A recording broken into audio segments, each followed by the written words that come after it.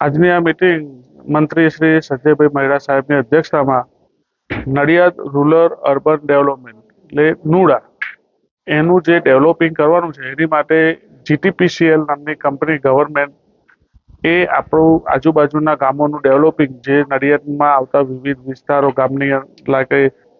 ફતેપુરા, યોગીનગર, કમળા, મંજીપુરા, દબાણ જે ગામો આપણા કોર્પોરેશનમાં જોડાયા છે